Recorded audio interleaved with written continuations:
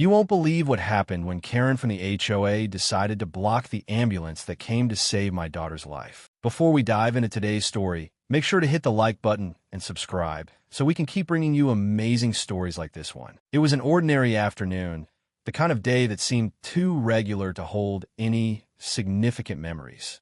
The sun was bright and the air warm, but nothing could have prepared me for what was about to unfold. My daughter, Lucy, who was just 9 years old, had been playing with her friends all day, running around in the yard, laughing and chatting. She was full of life, as usual, always the first one to jump into action, always the one to get the loudest laugh in a room. But around 3:30 p.m., things started to change. She had been complaining about feeling lightheaded for the past few hours, but I thought it was just exhaustion from a busy school week. At first, I brushed it off. "You're just tired, sweetie," I told her, gently patting her on the head. But as the minutes passed, she started to look paler. Her breathing became shallow, and she struggled to keep her balance. I could see the confusion in her eyes, and that's when I knew something was wrong.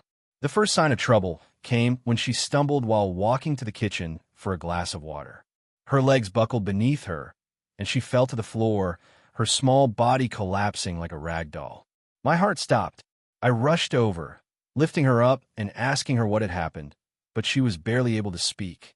All she could say was, "I feel dizzy, Mommy," in a soft voice, her tone trembling.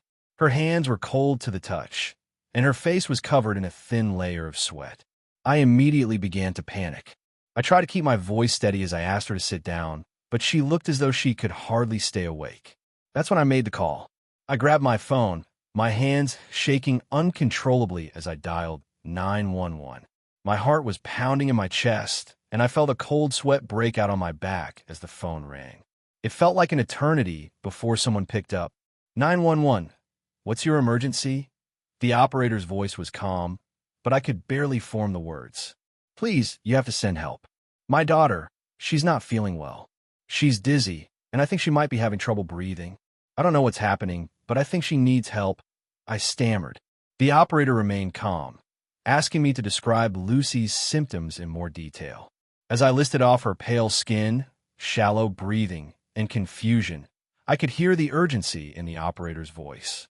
"Help is on the way," she said. "Stay with your daughter, and try to keep her as calm as possible. Don't hang up." I kept the phone pressed to my ear, my focus entirely on Lucy, who now seemed to be slipping in and out of consciousness.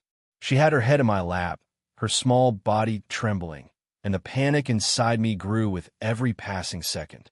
"Lucy, stay with me," I whispered, trying to sound reassuring, though I could barely hold back the tears. But Lucy wasn't responding like she normally would. Her eyes were half closed, and she barely managed to keep them open. This wasn't just some simple fever or cold. Something was terribly wrong, and I could feel it in my bones. The minutes felt like hours, and the tension in the house was suffocating. My heart raced as I continued to listen to the operator's instructions, but all I could focus on was Lucy, her fragile little body, her shallow breaths, and the fear that gnawed at me. I didn't know if she was going to make it.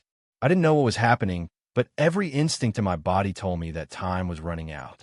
Outside the window, I noticed a few of my neighbors had gathered in front of their homes, probably curious about what was happening. Some of them stared at my house, whispering among themselves, and I could feel the weight of their eyes on me. But I couldn't bring myself to care. I didn't have time to worry about gossip or rumors. All that mattered was Lucy and getting her the help she desperately needed. Finally, after what felt like an eternity, I heard the sound of sirens in the distance. My heart leaped with hope as I rushed to the door to let the paramedics in. Relief flooded through me. Help was finally here. The sound of the ambulance grew louder, and I could see its flashing lights through the window. At that moment, it felt like the world had stopped spinning, and I could breathe again, knowing that the help I so desperately needed was only moments away. But when I opened the front door to let the paramedics through, I froze. There, standing in the middle of the driveway, was my neighbor Karen. She was blocking the path of the ambulance, her arms crossed in front of her chest. Her face was a mask of disapproval, as though she had every right to be standing there, refusing to move. I couldn't believe what I was seeing. I tried to call out to her, but the words caught in my throat. My mind was racing. Was she serious? Was she really blocking an ambulance from reaching my daughter? I felt my chest tighten with a surge of anger, disbelief, and frustration. "Karen, move!" I shouted, my voice cracking with emotion. "My daughter needs help. She's in serious danger." But Karen didn't budge. She just stood there, looking at me with a smug expression, as though she was somehow in control of the situation. It felt like everything had gone completely wrong. The ambulance, the one thing that could save my daughter, was now trapped behind this woman who, for reasons I couldn't understand, had decided that her authority in our neighborhood was more important than a life. I could see the paramedics in the ambulance, watching helplessly from the other side of the vehicle. They were waiting for Karen to move, but she just stood there, arms crossed, her face unmoving. It was as though she was daring me to confront her, daring me to ask her to step aside. My blood was boiling. I ran toward her, desperation rising in my chest. "Please, Karen, please, I need you to let them through. My daughter is dying." But still, she stood there, her expression hard as stone. "I'm sorry, but we have rules around here," she said coldly, not even flinching at my distress. "There's a parking regulation. You're not allowed to block the road. The ambulance can't come through." Her words were like a slap in the face. I couldn't believe it. Karen, who had always been the self-appointed enforcer of neighborhood rules, was more concerned about parking than the life of my daughter. Every second felt like a lifetime. I could hear the paramedics trying to radio in for help, but it was too late. My daughter's life was slipping away, and Karen was standing there, blocking the only thing that could save her. My heart was breaking. How could someone be so callous? How could she not see the gravity of the situation? The frustration I felt at that moment was unlike anything I had ever experienced before. My entire world seemed to be crashing down around me, and all I could focus on was Karen. This woman, who had lived on my street for years, was standing in the way of my daughter's life. My heart raced as I stared at her, my eyes filled with both fury and disbelief. I had never imagined I would be forced into a confrontation like this, especially at a time when my daughter's health was on the line. I could hear the paramedics inside the ambulance, clearly anxious, waiting for Karen to move. But instead of acting, she continued to stand there, blocking the vehicle with an unwavering, almost smug expression. Her arms were crossed, and her lips were set in a firm line, as though she was completely in control. I was shaking, my chest tight with panic, as I turned toward the ambulance, hoping they would somehow manage to push their way through, but they couldn't. There was no way to get the vehicle past her without her moving, and it felt like time was running out. "Karen, for God's sake, move out of the way," I shouted, my voice breaking with desperation. "My daughter is dying. I need them to help her now." I could hear my voice quiver, the fear leaking through every word I spoke. I knew this wasn't the time for civility, but Karen's face remained unyielding. She simply shook her head slowly, as if she had all the time in the world to make a decision. "I'm sorry, but these are the rules," Karen said, her voice clipped. "You can't block the road. You should have parked somewhere else. Now, you'll have to deal with the consequences." My blood boiled. The consequences? The only consequence I could see right now was that my daughter might not make it if we didn't get her to the hospital in time. I looked back at the ambulance, then at Karen, as the weight of her words hung in the air. Was she really making this about parking regulations? Was she truly this heartless? "You're really going to let my daughter suffer because of a parking issue?" I demanded, my voice louder now, cutting through the tension in the air. My mind was racing, my emotions spiraling as I tried to make sense of what was happening. How could someone be so focused on a trivial rule when there was a child in need of emergency medical help? Karen didn't flinch. She didn't even seem to acknowledge the gravity of the situation. "Rules are rules," she said, her voice steely. "If you wanted the ambulance to park, you should have made sure there was space. There are no exceptions." At that moment, I could feel the world closing in around me. The sirens of the ambulance were growing louder, yet it felt as though they were fading away at the same time, swallowed up by Karen's indifference. It was like I was trapped in an alternate reality where the rules mattered more than human life. I could feel a deep ache in my chest as I stared at her, This woman who had always been a thorn in the side of every neighbor, but I had never imagined she would take her obsession with authority to this extreme. I glanced at the paramedics, who had now stepped out of the ambulance. They were standing by the side of the vehicle, looking frustrated and helpless, but they didn't want to escalate the situation either. One of them, a tall man with dark hair, glanced at me, his eyes filled with empathy but also concern. "Ma'am, we need to get through," he said gently, trying to maintain his professionalism. "Please ask her to step aside so we can help your daughter." But Karen wouldn't budge. She stood in front of the ambulance, as if she was the final word on everything that happened on this street. "I'm not going to move until you've paid the fines for blocking the street," she said with an icy calm. Her tone was so matter-of-fact, so detached from the urgency of the situation, that I felt my body go cold. This wasn't just about a parking space anymore. This was about a person, a neighbor, who had taken it upon herself to wield her own authority at the cost of someone's life. I could feel my pulse pounding in my temples as the reality of the situation set in. I couldn't believe it. Was this really happening? Was this really the same Karen who had once baked cookies for the neighborhood block party, only to spend the rest of the year lecturing everyone on how they should live their lives? I had always known Karen had a controlling side, but I never imagined it would extend this far, to a point where she could block an ambulance that had come to save my daughter's life. The tension in the air was unbearable. I stepped closer to Karen, my hands trembling with a mixture of fear and rage. "Please, Karen, you're putting my daughter's life at risk. Can't you see that?" I begged, my voice pleading, as my heart threatened to leap out of my chest. The seconds felt like hours. I looked back at Lucy, who was still lying in the living room, barely conscious. Her breathing had grown more labored, and I could see the faintest signs of her lips turning blue. Every moment we wasted was another moment that she could slip away. Karen didn't respond immediately. She just stood there, her gaze unyielding. "I'm sorry, but these rules are here for a reason. I'm not going to move until you deal with the situation properly," she repeated, her tone unwavering. I could see the smug satisfaction in her eyes, the way she held on to her sense of power. In that moment, it felt as though the world was collapsing around me. I could hear the paramedics talking to each other, trying to figure out how they could get around Karen. But there was no getting around her. There is no way to reason with someone who is so committed to the idea that rules were more important than human life.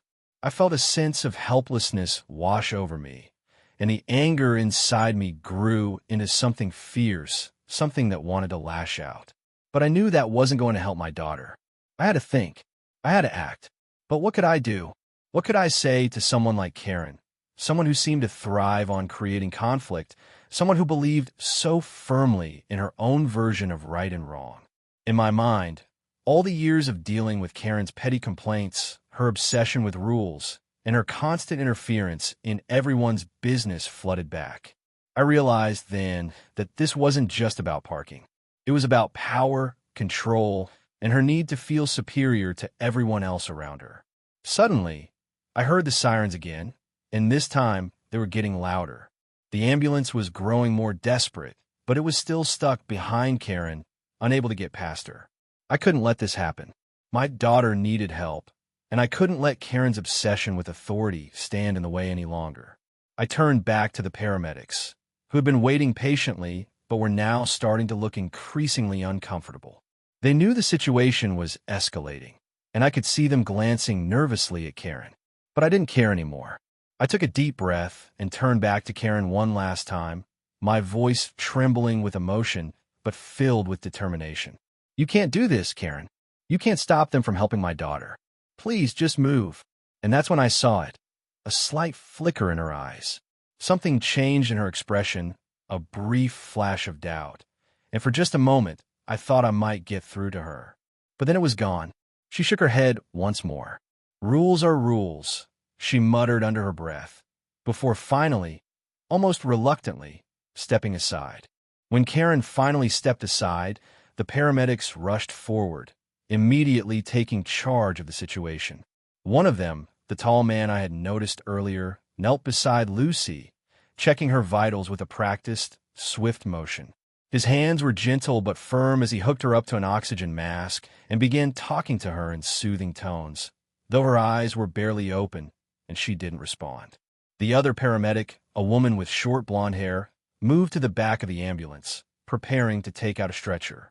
Despite everything, a wave of relief washed over me. The ambulance was no longer blocked. The paramedics were doing what they needed to do, and Lucy would finally get the medical attention she so desperately needed. For the first time in what felt like hours, I allowed myself to take a deep breath. My chest, which had been tight with anxiety and fear, slowly began to loosen. Still, there was an undeniable knot of anger lingering inside me. Karen had nearly cost my daughter her life. She had stood in the way of help for no other reason than her stubborn obsession with rules. Rules that, in this case, had no place in a life-or-death situation. I couldn't let go of that feeling of betrayal. The paramedics moved quickly, lifting Lucy onto the stretcher and carefully loading her into the back of the ambulance. One of them turned to me and gently told me that I could ride along to the hospital. I didn't hesitate. I climbed into the ambulance, my heart still racing, my mind consumed by thoughts of my daughter. The sirens blared once more, and I clung to Lucy's small hand, whispering words of reassurance in her ear, even though I wasn't sure she could hear me. As the ambulance sped down the street, I glanced back toward my house, and there, standing on the front porch, was Karen. She was watching me, her arms still crossed, her face unreadable. I wanted to scream at her, to tell her what a monster she was, but I couldn't. I was too exhausted. The adrenaline that had kept me going was starting to wear off, and all I could think about now was getting Lucy to the hospital and finding out what was happening to her. The ride to the hospital felt like an eternity. The paramedics were doing their best to stabilize Lucy as they worked, but her condition hadn't improved. Her breathing was still shallow, and she seemed to be drifting in and out of consciousness. I held her hand tightly, my mind racing. What had caused this? Was it a virus, a reaction to something? Or was it something more serious? The thought of losing my daughter consumed me, and I found it hard to breathe. I couldn't focus on anything else but her, my beautiful, vibrant girl, who had always been so full of life, and now seemed so fragile, so still. As we pulled up to the emergency room, the hospital staff was already waiting. They rushed to take over from the paramedics, pushing the stretcher into the building and disappearing through the sliding doors. I followed them, my heart pounding in my chest. I couldn't understand how we had gotten here. How it all spiraled so out of control. I had seen Lucy sick before, but never like this. Never with so much fear in my heart. Never with such uncertainty. I was escorted to the waiting area while the doctors worked on Lucy. As I sat there, my mind replayed everything that had happened over the past few hours. The moment Lucy had collapsed, the call to 911, the agonizing wait for the ambulance to arrive, and then Karen. I couldn't shake the image of her standing in front of that ambulance, blocking it without a second thought.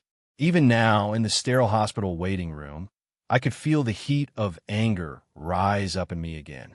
How could she do that? How could she have been so heartless? But as the hours ticked by, something unexpected happened. I began to reflect on the situation from a different perspective. In my immediate rush of fear and anger, I hadn't considered Karen's point of view, though I now realized how ridiculous her behavior had been. She had been following rules, but those rules were not meant to stand in the way of something like this. Rules were meant to keep things in order, to maintain peace, but when it came to human lives, there had to be some flexibility. There had to be compassion.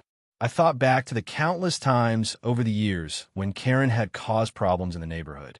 She had always been the one to enforce every little rule, from the most minor violation to the more significant issues. If your lawn was a shade too long, or if you parked in front of someone's house for more than an hour, Karen was there, clipboard in hand, ready to issue a complaint. People used to joke about her behind her back, calling her the HOA sheriff. I had always avoided confrontations with her, as many of the neighbors had. After all, she was in charge of the HOA, and you didn't want to cross her if you didn't have to. But I never thought she would take her role so far. Never imagined she would be the one to prevent emergency help from getting through. I could hear the hum of the fluorescent lights above me, and I began to wonder what had driven Karen to act the way she did. Was she so obsessed with control and authority that she couldn't step back and recognize the bigger picture? Could she not see that my daughter's life was hanging in the balance? Did she truly think a parking violation was more important than the possibility of a child dying? As these questions swirled around in my mind, I realized something important. I wasn't just angry at Karen anymore. I was angry at the entire system that allowed people like her to thrive. People who didn't see the gray areas, who couldn't look past the letter of the law to see the humanity in a situation. People who believed that rules were more important than people. I wasn't angry because Karen was trying to enforce the rules. I was angry because she was doing it at the expense of human lives. After what felt like an eternity, a doctor finally came into the waiting room. She was a young woman, with kind eyes and a calm demeanor. "Ms. Thompson?" she asked gently. I nodded, my voice thick with emotion as I tried to compose myself. "Your daughter is stable for now," she continued. "We've managed to get her vitals back to normal, and she's awake, but we still need to run some tests. We think she may have had an acute allergic reaction to something, though we're not sure what yet. We'll keep monitoring her, but for now, she's out of danger." I let out a breath I didn't realize I'd been holding. "Thank you," I whispered, tears welling up in my eyes. "Thank you so much." The doctor smiled warmly. "You're welcome. We'll keep you updated." As I stood up to follow the doctor to Lucy's room, I felt a profound sense of gratitude wash over me. My daughter was going to be okay. But the events of the day, Karen's behavior, the fear, the anger, would stay with me for a long time. I knew I would never forget the way I felt when someone put rules ahead of the life of a child. It made me question what kind of world we were living in, one where rules could take precedence over compassion, where people could block help, where power could blind someone to what really mattered. It would take me a long time to come to terms with what had happened that day, and I would never forget the way Karen had stood in the way of the ambulance. But as I looked at Lucy lying in the hospital bed, my heart swelled with gratitude. She was alive. She was going to be okay. And in the end, that was all that mattered.